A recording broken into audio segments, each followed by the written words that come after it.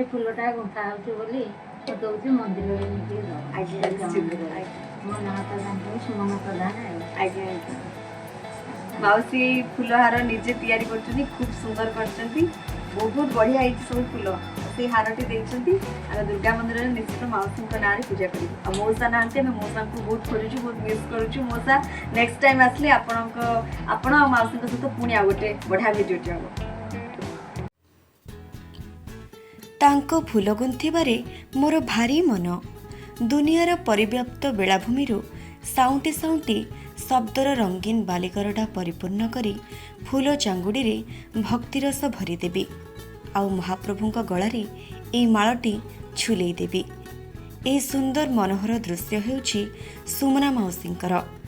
ଆଖିରେ ମହାପ୍ରଭୁଙ୍କ ପ୍ରତି ଭଲ ପାଇବା, ଆଉ ମନରେ ନିଃସ୍ୱାର୍ଥପର ପ୍ରେମର ଗଙ୍ଗା। କାବ୍ୟ ମୁକୁରରେ ପ୍ରତିବିମ୍ବିତ ହେଉଥିବା ଫୁଲଝରି ପରି ମାଉସୀଙ୍କ ହସ ହିଁ ବୟାନ କରୁଛି ଯେ ଏହା ସେ କେତେ ମନଧ୍ୟାନ ଦେଇ ତିଆରି କରୁଛନ୍ତି।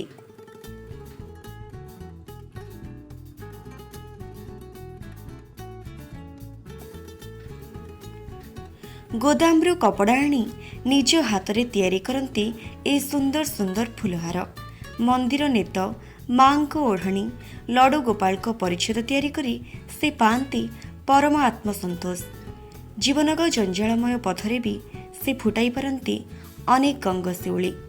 କେବଳ ସେତିକି ନୁହେଁ, ସ୍ୱଳ୍ପ ବ୍ୟୟରେ ବିକ୍ରି କରି ଗ୍ରାହକମାନଙ୍କ ମନ ରଖନ୍ତି ଏହି ସୁମନା ମାଉସୀ। ଆଉ ସେଥିରେ ତାଙ୍କୁ ପୁରା ସାଥ ଦେଇଥାନ୍ତି ତାଙ୍କ ସ୍ୱାମୀ, ପୁଅ, ବୋହୂ ସମସ୍ତେ, ଯାହାକୁ ନେଇ ସେ ଏଇ ବାଟରେ ପହଞ୍ଚିଛନ୍ତି ବୋଲି ମାଉସୀ କହନ୍ତି।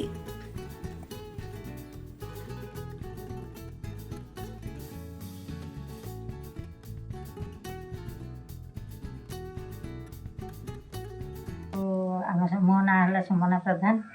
ଆଜ୍ଞା। ଗ୍ରାମ ହେଲା ବରଦୁବୁର, ପଞ୍ଚାୟତ ବାରବାଟୀ।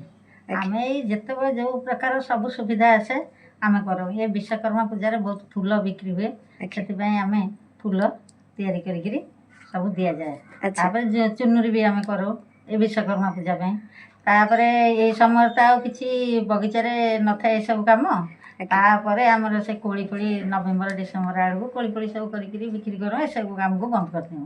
ପୁଣି ଆମର ସିଜିନ୍ ଆସିଲା ବେଳକୁ ଯେତେବେଳେ ଯେଉଁ ସିଜିନ୍ ଆସୁଛି ସେଇ ସିଜିନ୍ରେ ଆମେ ସେସବୁ କାମ କରୁଛୁ। ଆଉ ମଉସା ଆପଣଙ୍କୁ ସପୋର୍ଟ କରନ୍ତି? ହଁ, ସମସ୍ତେ ଆମ ସହ ପରିବାର ସହ ସମସ୍ତେ ସପୋର୍ଟ ନ କଲେ କରିବୁ କେମିତି? ଆଚ୍ଛା, ଏଇ ଫୁଲ ପାଇଁ କେତେ ସମୟ ଦିଅନ୍ତି?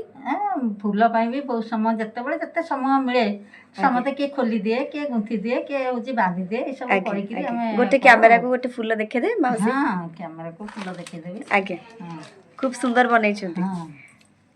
ଆଚ୍ଛା, ମଉସା ବି ଆପଣଙ୍କୁ ବହୁତ ସପୋର୍ଟ କରନ୍ତି? ସେ ବି ବହୁତ ସପୋର୍ଟ କରନ୍ତି, ତାଙ୍କୁ ବହୁତ ଖୁସି ଲାଗେ। ଆଉ ଆଜ୍ଞା, ମୂଲ୍ୟ କିଛି ନଥାଏ ପଇସାର, ଆମର ଠାକୁରଙ୍କ ପାଇଁ ଆମର ମୂଲ୍ୟ। ଠାକୁରଙ୍କ ସେବାରେ ଆପଣ ଏଥିରେ ଲାଗିଛନ୍ତି।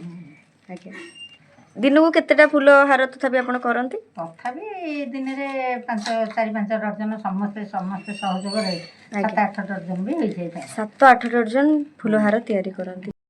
ଆପଣମାନଙ୍କୁ ଯଦି ଆମ ଦ୍ୱାରା ପ୍ରସ୍ତୁତ ସୁମନା ମାଉସୀଙ୍କର ଏହି ପ୍ରେରଣାଦାୟୀ କଥାଟି ଭଲ ଲାଗିଛି, ତେବେ ଆମ ଚ୍ୟାନେଲକୁ ଲାଇକ୍, ସେୟାର ଏବଂ ସବସ୍କ୍ରାଇବ୍ କରିବା ପାଇଁ ଆଦୌ ଭୁଲନ୍ତୁ ନାହିଁ। ପୁଣି ଏକ ସୁନ୍ଦର କାହାଣୀ ନେଇ ଆସିବୁ ଏକ ଭିନ୍ନ ଶୈଳୀରେ। ସେତେ ପର୍ଯ୍ୟନ୍ତ ଦେଖୁଥାନ୍ତୁ ଆମ କଥା, ଆମ ସ୍ମୃତି। ନମସ୍କାର।